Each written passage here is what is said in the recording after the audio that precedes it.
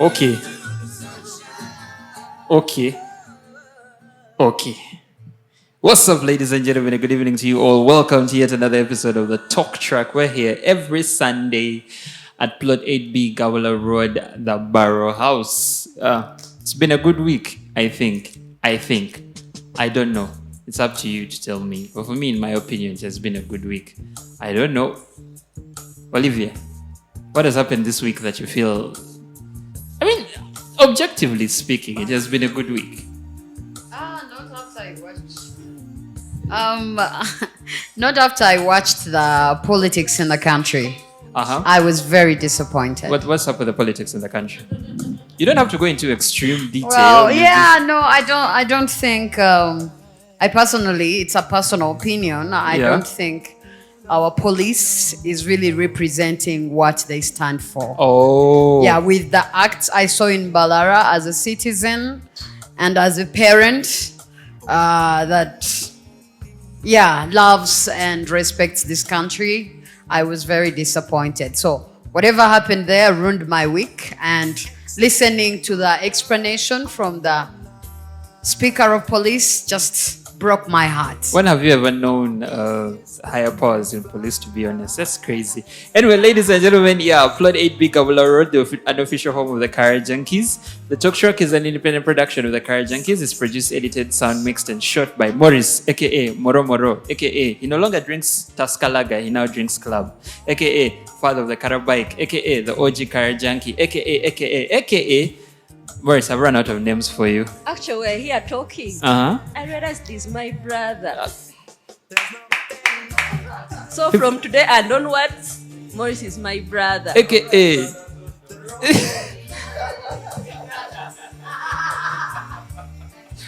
AKA Joas's brother. Joas's brother. And as usual, I'll be your host for the evening. My name is Roy, aka The Alchemist, aka Kamada, aka Mutiaba. That one. Mutiaba what? We should give Kasuku his credit for that. Aka Oechigege, aka Nofach Neviensi, aka Ochawagira Manu, which I still do.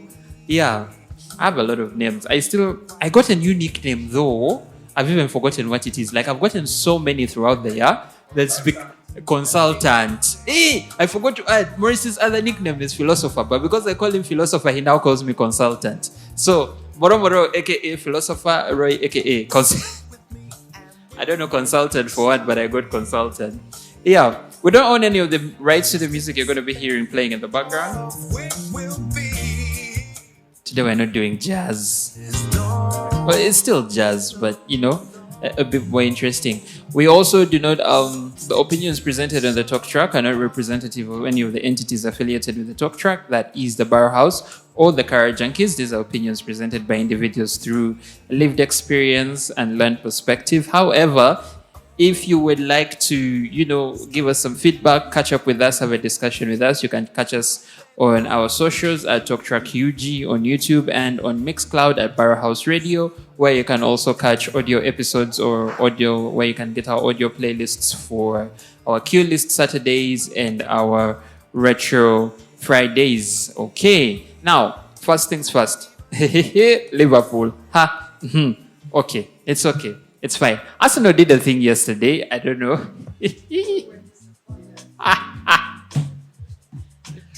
And then United also did a thing on. Yeah, it was still yesterday.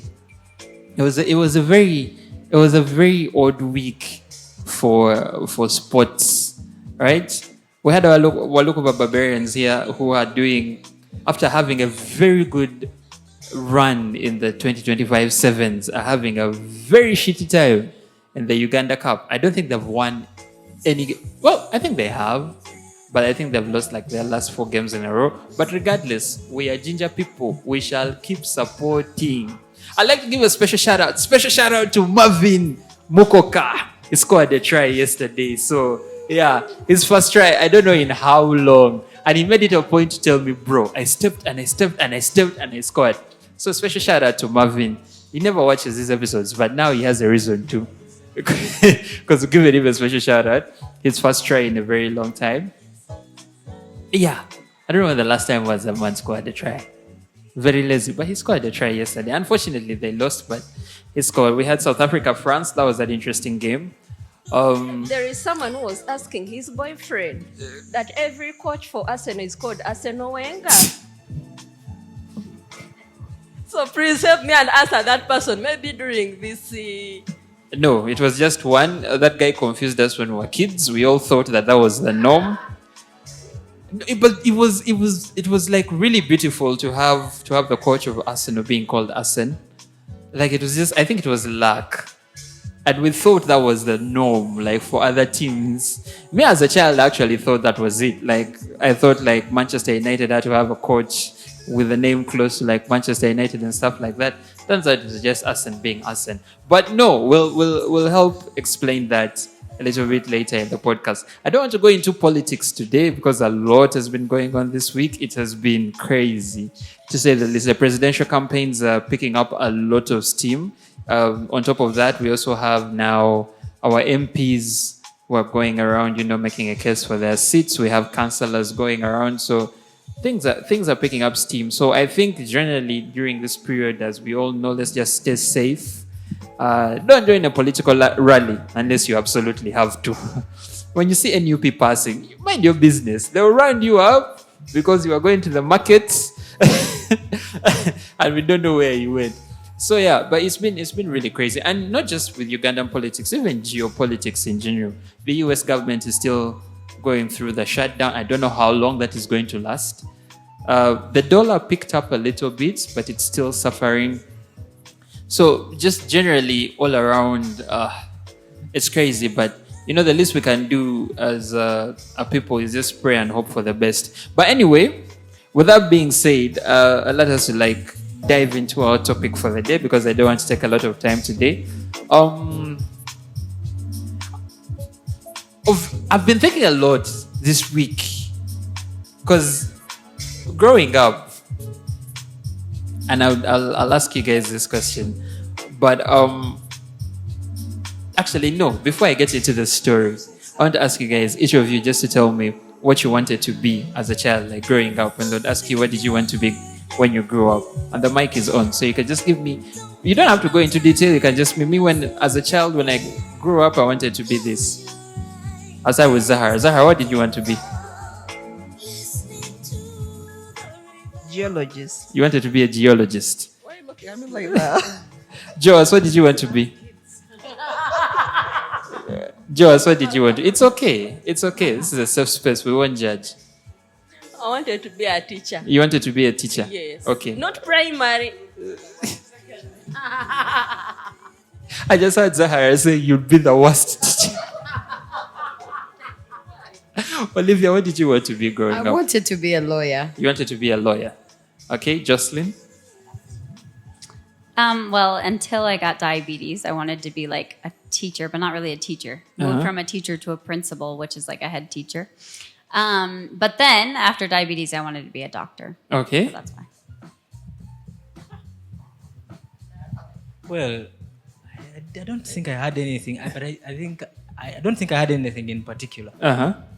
I was hopping from one thing to the other. One day I want to be a pilot, the other I want to be a doctor. Yeah. Just a lot of stuff. Just a lot of stuff. Yeah, but I was always fascinated by big people, politicians. Yeah. Those things. Yeah. All right. A lot. So, I like that. It's nothing in particular. Growing up, I wanted to be a doctor. Right? Growing up, I wanted to be a doctor. And the whole of last week, I was thinking about that. Okay, like growing up, you wanted to be a doctor. And then when people ask you, oh, Roy, like the people who know me, like, Roy, you wanted to be a doctor. What happened? And I keep telling them life. Life happened. Especially adulthood. Like, life happened. And it got me thinking, like, is there a relationship between growing up and the death of ambition? But not like the death specifically, like, oh, I'm no longer ambitious, but we sort of pivot, right? We start to work with the resources that we have around us to make the best of what we can be with what we have, right? So it got me thinking, are we still dreaming big, especially as adults? Because remember, as kids, this is all unadulterated, right? you have a very, for lack of a better word, naive view of life. Everything as for a child will work out. If they want to watch cartoons, they are going to watch cartoons. And they can be, I want to be a ballerina, or I want to grow up and I want to be a musician. I want to grow up and I want to go to the moon. Pah, then you reach Form 3 and physics first slaps you. And then you're like, so it got me thinking, especially, when our formative years as children and as teenagers, we still hold on to these dreams a whole lot. And a lot of us get lucky in the sense that we can get to the point where we can achieve these dreams that we've always had. But for the vast majority, we end up pivoting, we end up deviating. And a lot of times when people ask you what happened, you'll often tell them life, right? So I made like a mental note and I actually wrote down some questions. But I was thinking, do we still dream big as adults? Do we still dream big? Yeah, I think we do, because otherwise we'd be living in life without a purpose. But the only difference is, as a child, our dreams were limitless, regardless, because in terms of resources, exposure, you could think that you could achieve whatever you dreamt of. But as we grow up, we tend to be limited because of the situations around us and the environment. But however, as we navigate through life, we try to hold on to what we think that we can easily achieve. That comes that even some people, you can go through education system and you do sciences, you're best at it. You go to university, your dream is to be a doctor, a pilot. But when you come to reality in life, due to what is set before you, then at times you deviate from even what you wished for. Very many people graduate in a specific field, but at the end of the day, they are in another field. An ordinary person in business can end up being a mechanic, because at the end of the day, maybe he gets into a garage and gets hands-on and eventually, but we dream big. Maybe in that lane, after trying out and dealing with reality of life, then you start building another sort of dream, deviating from what you thought that you would. But we still do dream big. Otherwise, people would not have goals and visions of opening up multi-billion businesses and also do other things as well. So that's my opinion. All right. So my takeaway from that is my takeaway from that is going to lead me to my next question, and I don't want to say what my takeaway is. So let me just go from what my takeaway and my question is going to be, and Olivia will help us answer this one. So from what Zahara has said, do you think we just become okay, it's not that we're not dreaming big. Do you think we dream more practical the older we get? Yeah, I do believe because then we are faced with the reality of life. So we become practical in our thinking. We're like, okay, I was envisioning this because I guess I was young and naive, but now this is the reality. So I could give an example. I used to have a dream. I think I'm one of those people that had a dream as a child and I'm still living it. Like I am actually following it. I'm seeing my life in the same direction like I actually envisioned as a child. But like you said, right now I'm doing it. The realities of life are teaching me and I'm gaining clarity on certain things. And yes, it's not unfolding like I drew it, but I am still dreaming in the same line in a way that, but more specific in lines of what is possible. So that question makes a lot of sense to me. Yeah. In that way. I think you see, and also again, I think a lot about practicality, and I feel like practicality is a box in which a lot of us put ourselves because it limits us, right? Please feel free. Yeah, practicality is one of those things that for me, I feel is a very, very big dream killer, right? Because when you're practical, you're looking at things from a very logical perspective, right? I want to start a multi-billion-dollar business, right? I might need $100 million or 100 million shillings to start that as just a foundation. If I don't have that 100 million, I can't start the business. I'm very practical in that sense, right? So sometimes the Lulu is the Solulu, right? Yeah, I'm just going to jump in and be like, I'll start from what I have. But yeah, you were going to say something. No, yeah, I just wanted to add on to what she was saying, but again, you kind of talked about it. I think it is more like life boxes us into settling. It's more like settling or being complacent, but it's more like settling. You say, I wanted this, but maybe I have a kid to take care of. I cannot pursue this anymore. Let me just settle for now and see my kid through. If life grants me another chance, maybe I'll follow my dream. If it doesn't, I'll leave it at that. So, speaking of, and I like to, there's a good thing you've talked about children. What role do responsibilities, especially as we get older? Because remember, it is very, very easy to push for something. It is easier to strive for something when you don't have some sort of albatross holding you down. Like, for example, me at this point who doesn't have a lot of responsibilities, I can say, okay, I can up and just leave Uganda and go take a job somewhere else. So what role does, especially adult responsibilities, let's talk about things like bills, let's talk about things like, family, let's talk about things like work. What role do those responsibilities in adulthood play in shaping how we view our dreams and we view our ambition? People are scared of the question. Actually, one thing I've realized, the less are the responsibilities, the more you don't achieve your goals. Really? Yes. Okay, walk us through that one. Because the moment you feel like, I have no one to take care of, why should I save for tomorrow? You get your money, you feel like today is Friday, it is a Sunday, let me just go spoil myself like the way you usually say. And yet when you have responsibilities, even if you get 100,000, you always think, okay, at home, what do they need?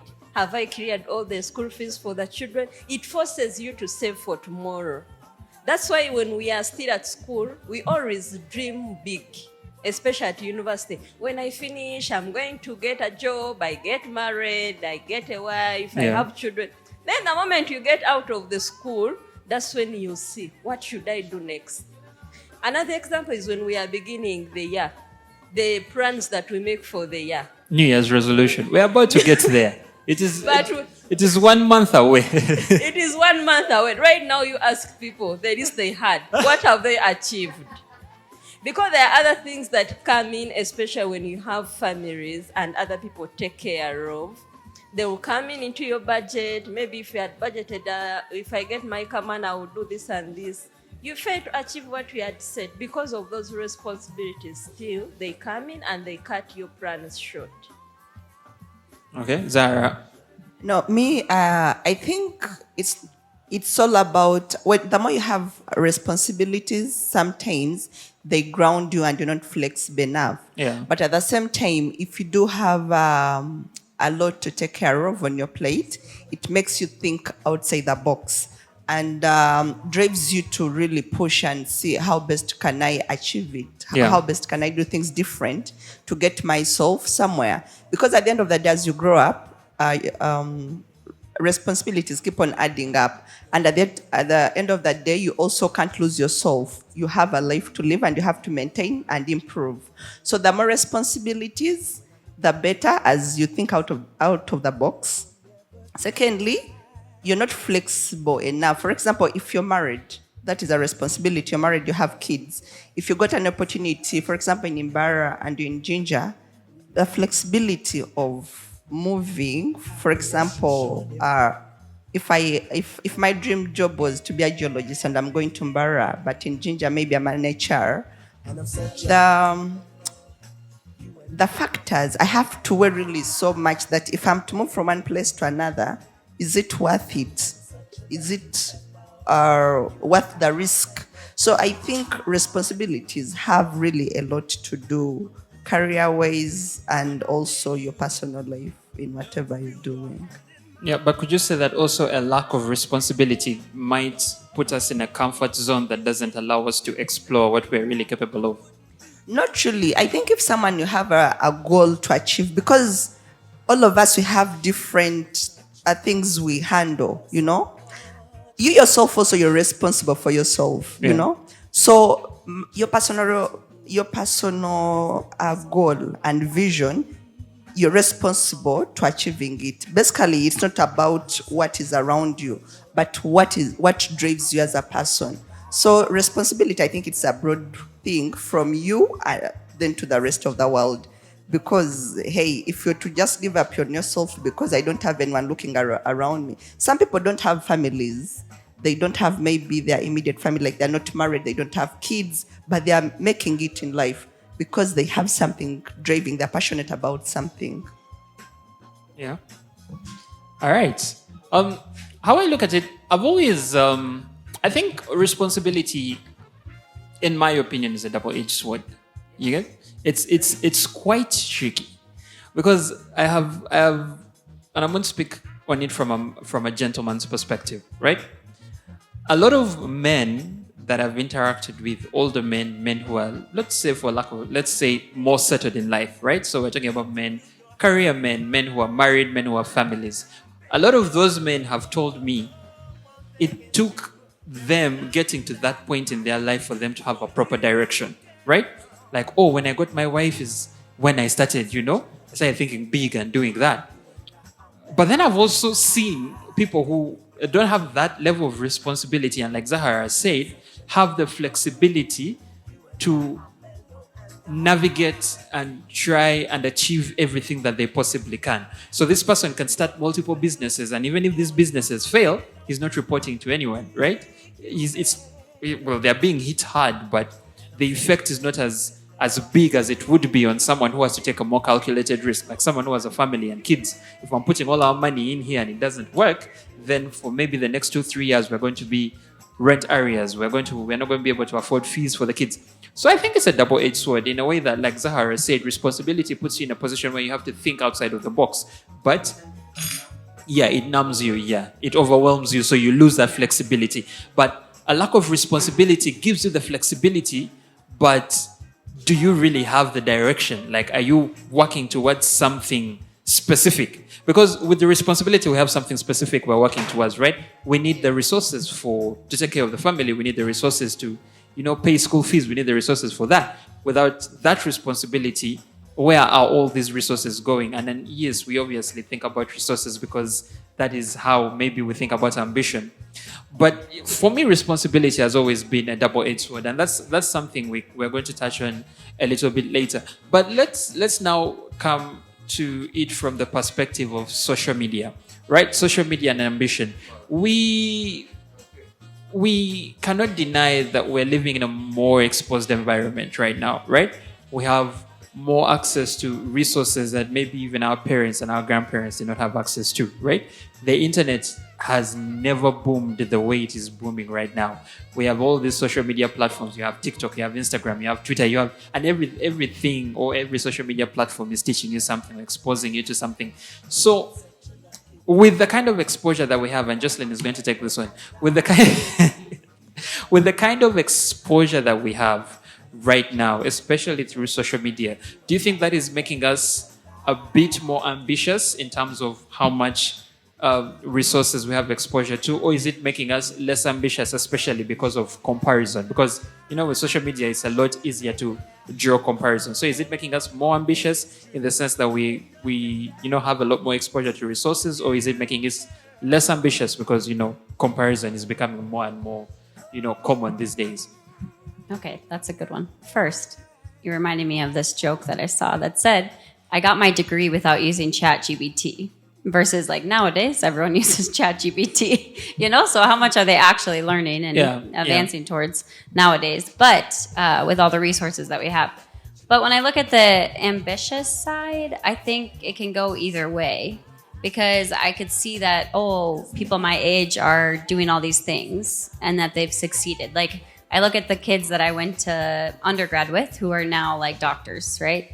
and I'm like, oh, I could have done that, or I look at it and I might feel like, oh, I could have been more ambitious in the past. But now at this age, it's like all those people have succeeded what they wanted to in the sense of a career. So it's like either you start over and you get more ambitious to restart your plan, or you just deal with, okay, now instead of going back to school, I work a job, I get the money, and then I kind of do something else that I like, if that makes sense. So with social media, you can see the people doing that, but also I think there's the opposite of where we have so many people on social media where I see they don't even work because they're using social media as their job. And I'm like, okay, that's probably not their dream to be on social media as their job and talking, maybe even get made fun of. Like I think about these people I've been watching that were on a reality show, and I was looking at all the comments and how mean they are and like brutal everyone is. And I'm like, I'm sure that's not their dream, but they know if you're famous, you get more money, you get more investments, you get all those things from advertisements and things. So I think it can sway either way. Either it could be a good thing for you, or it could be a bad thing where you're like, okay, maybe I take this other path because it could make me more money, or it could get me to somewhere else, Olivia, it feels like you had something you wanted to add on. Yeah. No, because I get where you're coming from with that, and in my opinion, I've always thought. And again, the way I look at responsibility is the way I look at social media in terms of it being like more or less a double-edged sword still, especially in regards to this. That's why I had to bring in the aspect of, the exposure making us a bit more ambitious, but also sometimes because of the comparison. A lot of the times for us to chase our dreams, for us to be ambitious, we need that level of esteem. And, with the constant comparison, with the death of self-esteem, as it has been reported in the recent times, it becomes more difficult for sometimes certain people to chase their dreams. And it's tricky in that sense. Yeah. Can I ask a question? Ask. Most of the things we'll discuss, you realize that they are double-edged sword. Yeah. Most of the things. So doesn't it now come down to how you react to it? For instance, I see a guy on TikTok showing me how I should do my gym work and showing me sets of stuff. I get challenged and start doing those workouts at home. And I improve myself. Or I also sit down and say, this guy has already gone ahead of me. I sulk. I sit down and beat myself up and say, I'm never going to get to this level. Even if I started now, even if I started, I get demoralized. So doesn't it now come down to me, how I react to it, what I choose to do with what I have seen? Yeah. Either I'm going to sit down and do the workouts and be like the guy, or I'd sulk and continue with my weight and stuff. So what I'm getting from this is there is a certain level of individuality that is attached to achieving ambition, right? Especially now in this day and age, and I like that it's still in the context of the exposure that we have. It is up to us, and I do agree with you. Yes, everything is a double-edged sword. So because most of the things that we're going to discuss are double-edged swords, there really is an aspect of individuality that comes into play when it comes to dealing with ambition and dealing with our big dreams. And that's not just in the sense of social media and, exposure and comparison, but I think in literally everything that we've discussed, right? Responsibilities, the attaining of responsibilities. Does that really mean because I have responsibilities, I can't chase my dream, or because I have responsibilities, I just have to be smarter in how I chase my dream? Or just because I don't have responsibilities, does that mean I just go haywire and do everything that I want to do, or I still have to be smart in that sense? So and I was coming to that with, there is an aspect of individuality that comes in for you to properly attain your dreams. Olivia?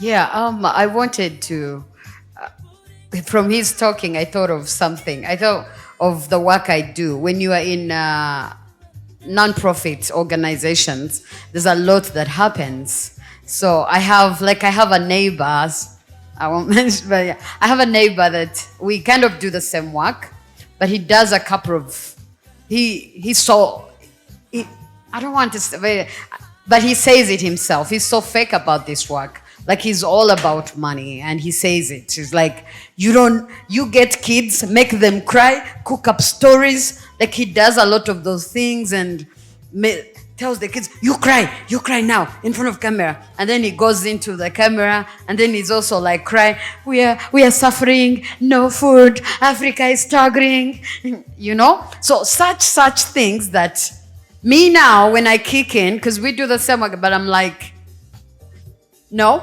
I'm not going to make a kid do that. Like, it feels so uncomfortable. And he would come and be, you're so dumb. Like, how are you not, like, you need the money. Like, and this is what is funny. He's progressing very fast. Yeah. Like, people want to watch this. The world want to watch. They want to watch this, and he's getting a lot of support from doing that, and he boasts about it. And there's others that are like, oh, you need to do this, make the kids look like very terrible. And social media wants that. They're like, those are the pictures that are selling. Like, I keep getting advice over that. That's how you're going to grow your nonprofit. That's how you're going to make money. But then, like you said, who I am kicks in. Like, how am I going to feel about that? Like, how do I'm disgusted by that already. I need the money, but I don't think I'm going to do that. And it kind of, when I think of my dream and what I want to bring out, is I want to show impact, not to show the sadness and just humiliate these kids just because they want the support, like, you know. So the content we're putting out is different, because I'm going to put out the content of now we are doing this. Like, let's say I'm boxing. I'm on a big stage boxing. But there is this other suffering, that pain and stuff that I don't want the kid to be there, to be exposing, that I feel bad about. Like, you know. But still, you find that social media and what is wanted kind of comes in the way of the dream and what people deem appropriate. Like, I guess that's me, but I believe there's other people that find themselves doing stuff like that, like getting off from their direction that they actually would have wanted because of the influence of social media. And so individuality really most of the time kicks in. And now, actually, still sticking on the individuality, let's go to a big thing, a huge thing that happens the older we grow. The comfort zone. The comfort zone. And sometimes it is, you know, externally imposed on us, where there is just not much you can do within this situation, within this context in which you are. And sometimes it is self-imposed. So a big part about the comfort zone, you're going to take this. A big part about the comfort zone is individuality. But what role does the comfort zone play in shaping how we view our ambition? And feel free to go into as much detail as you want. Yeah. Good enough you've asked that, and I think I'll put in some bit of context. Yeah. Or perspective, for that matter. Like I said, I had issues dreaming when I was a kid. I really wanted to be everything. Everything, yeah. And to put that also into perspective, I first did biology, chemistry, math. I wanted to chase that combination, the medical field, and believe you me, it was a hard thing. I struggled there. I really struggled, and I didn't make it there. Of course, to add on to the previous point, there are some of my guys who were struggling together, but they stayed the course and they went ahead to do quite well. Yeah. They're doing well in life. Yeah. So I changed combination. I removed the biology, did physics. And again, went there. Let me see what these engineers do. Went there. Things happened there.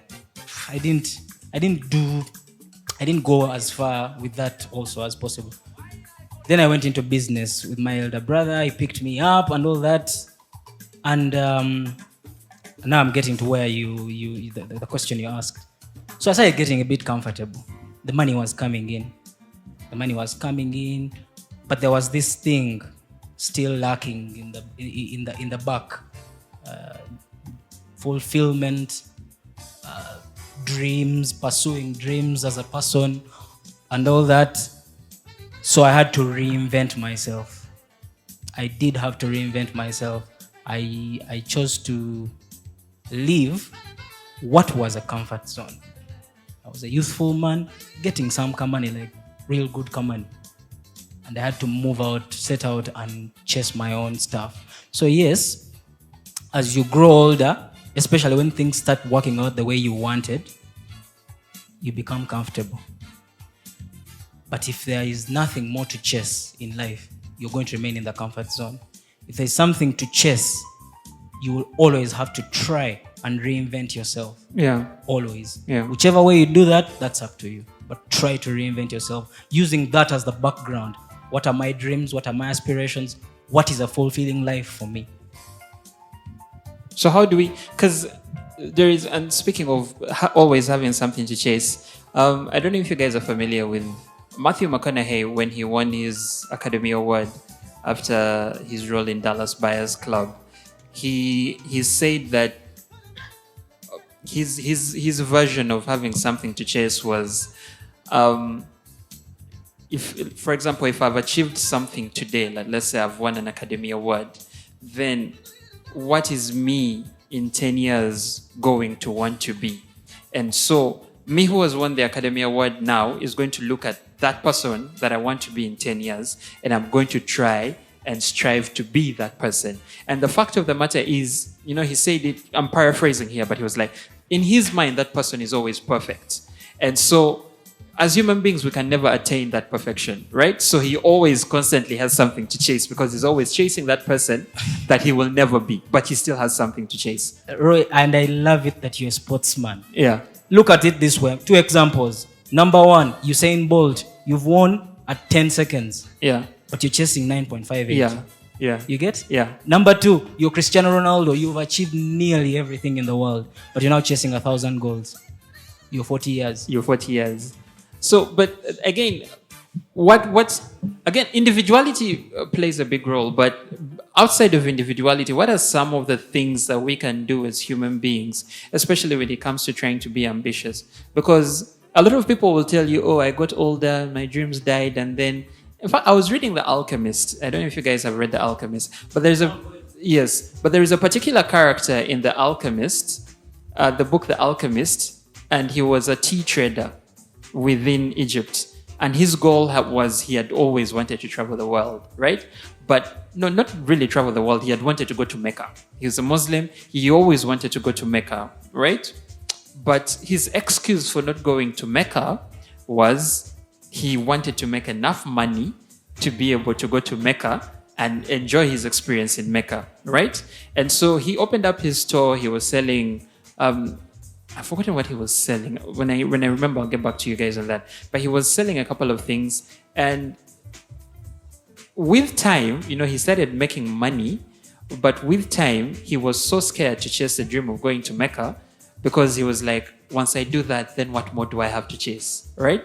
So he kept saying, you know what? I'm just going to leave going to Mecca as my dream. That's something I will always look forward to, right? To have that, you know, to have that. So, you know, sometimes we put ourselves in those positions, but what are some of the things that we can do as human beings to maintain our ambition? Because just because I've achieved something doesn't mean I can't go ahead and achieve something more. So what are some of those things that we can constantly do to, you know, keep us moving, keep us chasing that thing that we've always wanted? Okay, before I get to that, I think one of the things, like as human beings, we have the fear of the unknown, you know? And the fact that even we don't know when we are pressing the exit button, like dying, because that is the ultimate end of somebody. So we have to keep on pushing so that, first of all, we live the life that we think that can be comfortable. But remember, as we grow up, we tend to have responsibilities, as you've said, and then we don't want to be dependent. So I think that drives us to really push our dreams forward and keep working. Because even if someone retired, for example, from any position, then you just can't sit there because you've retired and you feel maybe you've clocked this certain age. But how long are you still living on earth? And then at the end of the day, how are you sustaining your life? So I think the fear of being dependent, that fear of the unknown that is ahead of you. What if, okay, for example, you've achieved this much in terms of monetary or financial position, but you're like, what if I got this illness, you know? So I think that is enough to drive us to keep on pushing. Even if you achieved whatever you wanted to be a doctor and you've set up your own hospital, but now what next? Yeah. Because at the end of the day, you still have to live, you still have to support, and then you don't want to be looked at as, first of all, a dependent and then a failure. Because even if you achieved whatever you wanted and you're a successful person, only one move and everything is crushed, then you're totally a failure. They'll be like, you're fatal in a child, you understand? It doesn't matter what you've been through. Yeah, so me, that's what I... Speaking of the fear of the unknown, I'm trying to see how I can phrase this. But does dreaming big always have to be risky? Like, is there a way we can balance staying grounded with achieving big dreams, or does dreaming big, does ambition always have to be risky? Really? It's always risk. Because, first of all, a risk, I think it's investing into something you don't know. So it's either win or a loss. So when you dream, you have to put in your emotional investment, financial or whatever. But at the end of the day, you don't know what you're dealing with. Yeah. You just learn on job as you do whatever you have to do. So it is a risk. Either way, you either win or lose, and that is it. Olivia was like, nah. Nah, it doesn't always have to be risky. Olivia, what's your take? She wanted to say. Joas, let Joas give us something then Olivia, because I saw Olivia going, Yeah, Joas. It is a risk because, first of all, if you want to achieve something that you're after, there is a lot that you have to give up. First of all, most of people who don't want to achieve what they want to achieve, they do not give up on some of the things. Like, for example, most of us, we love sleeping up to 10 and we love sleeping early. But if there is something I want, for example, I've started up a business, I will not sleep up to 10. Yeah. Because the clients will not wait for you to will not wait for me to wake up at 10. They are still at the door waiting for me. And they will not come early to say I should go back and sleep early. So all that is giving up on your side. And it is also risky because they say as a human being you're supposed to sleep, is it 8 hours, 7 hours? 8 to 9 hours. And you end up cutting your sleep short. Before you know, you're developing pressure. Because of overthinking. Every time you're sleeping, now you're like, my business. Now how many clients have bypassed before you wake up? I've closed the alley. How many people have come and have phone when I've already closed? Are you getting me? Yeah. You're sleeping, now you're thinking, what the thieves are going to break into my shop. There is a lot that comes with achieving whatever we want to achieve. Yeah. Leave alone the financial strain and all that. No, there is a lot that we have to risk. Yeah. Even some people risk their families. Like, for example, now you're here. Where is your family? Isn't it missing you? You're risking. Before you know your wife, you'll find when she has packed things and she has left you. Because she has been waiting every Sunday, she knows you're not there. So risking, let's not look at the financial side only. There is a lot that comes with risk. They know I'm here. Now in agreement. You're now in agreement. Jocelyn. No, what I was having a hard time with is like, yes, there's like dreams and you want to continue to have dreams, right? But at the same time, I was like caught with, I want to live in the moment as well. Like there's this song that I always listen to that's like called 16 because he just wants to drive. And then when he turns 18, he wants to smoke. And then when he turns 21, he wants to, drink. So he's always like, at 16-year-old, he wanted to smoke, right? He wanted to be able to go out and buy his own, but he couldn't because he wasn't 18 yet. So then he strives again. He's like, yeah, now I can finally smoke, but now I can't drink. So then he has to wait till more years. And then the same thing. And then he's striving for marriage, then for kids, then for like after the kids get into college. Like they're always striving for something else and not looking to live in the moment, which I think is what we miss a lot of times in life, because we just want to look to the future.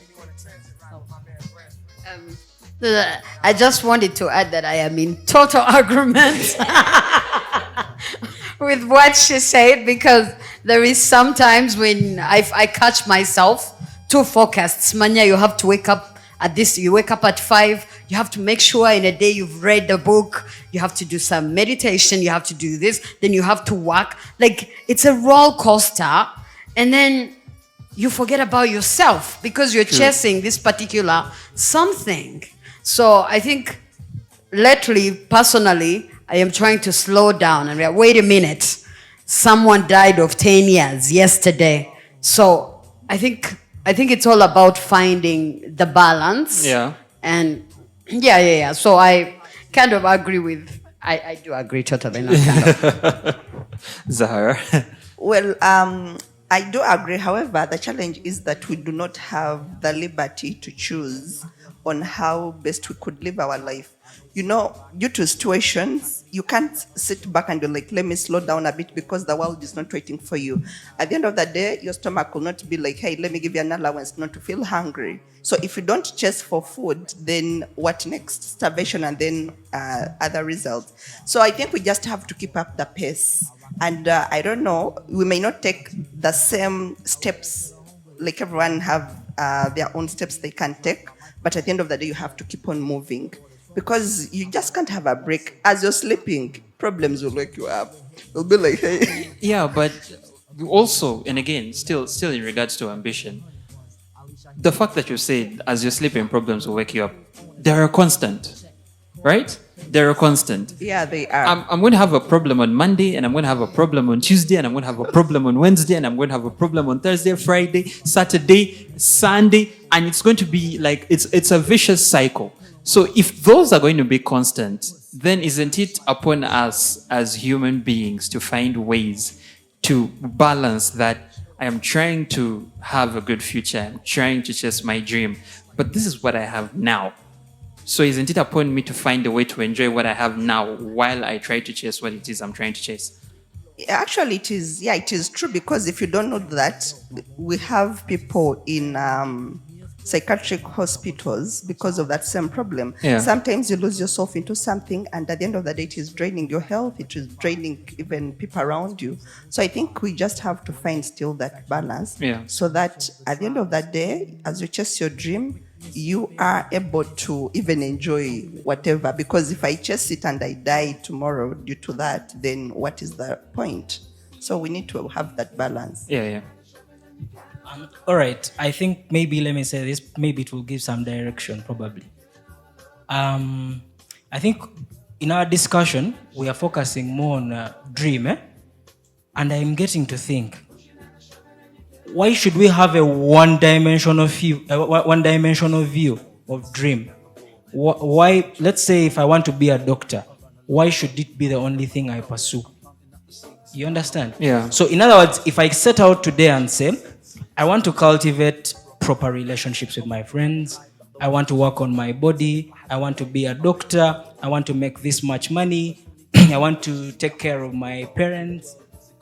I have an array of things I'm chasing after every single day. Yeah. Yeah, so it's not like I am only living for being a doctor. Yeah. Or I'm only living for getting that $100 million.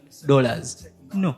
I have like many other things which can also be interpreted as dreams. As dreams, yeah. Yes. So it's when you have a multidimensional view of the word dream, I think it takes off weight off of your shoulders. Okay. In terms of I see there's fired up some people here, but I do agree with you on that. Yeah, I you do can agree have multiple dreams, but what is the at most, like what is so important? That's what I can say. Yeah, because now, do you realize that if you had, multiple dreams, but there is something you prioritize most, once that thing fails, then it affects most of them or not all. Yes, but no, you can't fail to give in to the pressure. Because like now, if your goal is, for example, to attain this as a certain body, mostly to ladies, and then you feel like you've done it all, you've done the Even us, we have bodies we want. Yeah. all right. You've done the gymming, you've done the everything, At the end of the day, psychologically, you are tortured, and it can affect your work. It can affect. So, like, what do you give importance most amid this? Because you can't have only one dream. Because if you, yes, that is true. But what I'm trying to say is, if you failure to achieve what you really value most, then it will sabotage the rest of it. So, as we find balance, still give my importance to what resonates with you the most, so that you do not really get hooked up into something, because it can lead to depression. You've been having a job, and your life has been okay. Be like, I need a job, take care of my parents, take care of myself, and everything, and then you lose that job. Yes, at the end of the day, you get into depression and also other health factors and everything. So, In your view, what do you do in the meantime? The job is gone.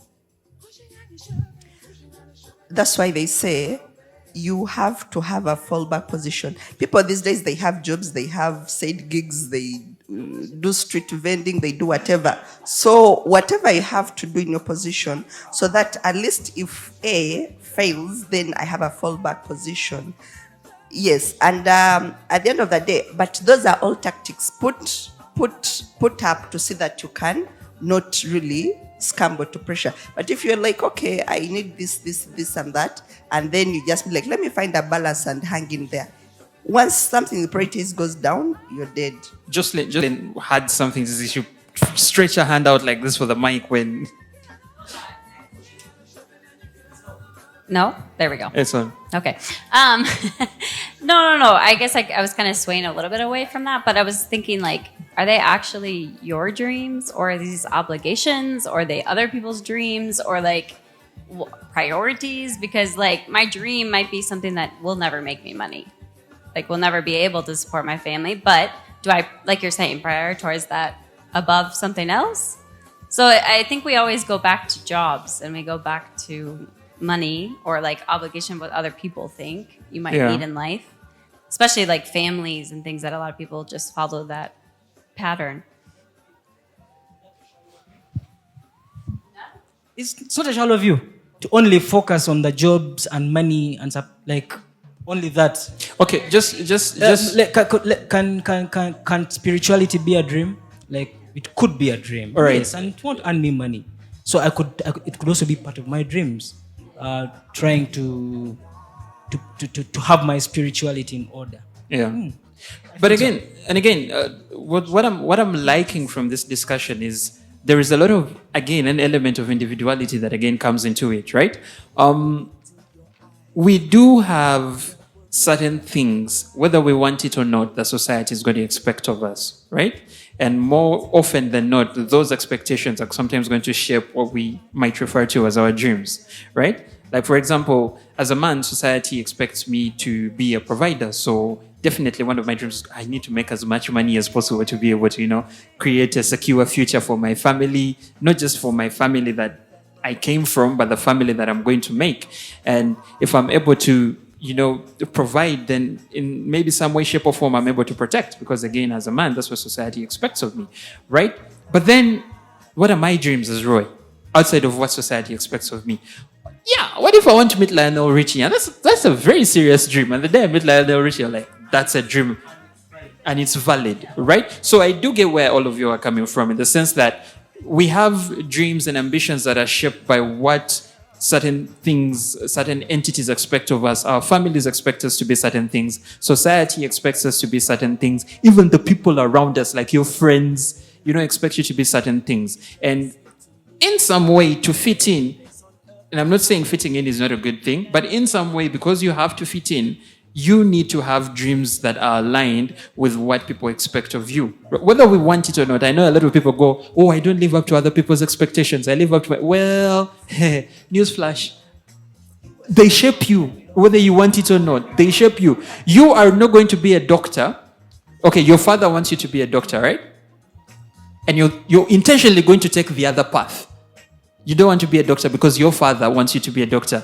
But he has still, in some way, shape, or form, shaped that direction you're taking, because you're taking it specifically because he wants you to. Antagonistic view, but it's still a view shaped by that expectation, right? So we always have our dreams and ambitions shaped by other people's expectations, shaped by society's expectations. But then I also think we have certain dreams and ambitions that are shaped by our experiences that we have personally. The things that people don't see you doing in the background, right? That book that you read that reshapes how you view life, or that movie that you watch that makes you think, oh, okay, that is something that I can actually do. Or that person that you meet as you're taking a walk and they have a conversation with you and you go, oh, all right, I think I need to go and do my master's. Right? So it's the reason I brought up this topic is it's a lot more nuanced than we actually, when you think about it close, it's a lot more nuanced than we actually give it credit for. Like you said, a lot of us look at it and it's a very unilateral thing. But dreams could be multidimensional. Just like we need to, whether we want to admit it or not, sometimes our dreams and ambitions, we're going to have dreams and ambitions that are shaped by other people's perspectives, by society's expectations of us, but we're also going to have dreams and ambitions that are shaped by us as individuals and the things that we've been through and the perspectives and the experiences that we've lived through, right? We've run out of time, unfortunately. I was going to talk about, and I think this is a conversation we can actually continue next Sunday. And I might first say this before we cross up. These dreams we dream, sometimes they make us feel comfortable after achieving certain percentage. I have 2 examples. The first one, I was dreaming I'm giving an example, it is not my life. I was dreaming when I get a job, I buy a car, I start driving. By good chance, I join a company and boom, they give me free car, company car. Now I'll be like, oh, I wanted to drive. Now here is the car. I feel now my dream has been achieved. I feel comfortable. I forget this car I'm enjoying, it is not mine. It is going to go back to the owner at some point. Anytime it is going back.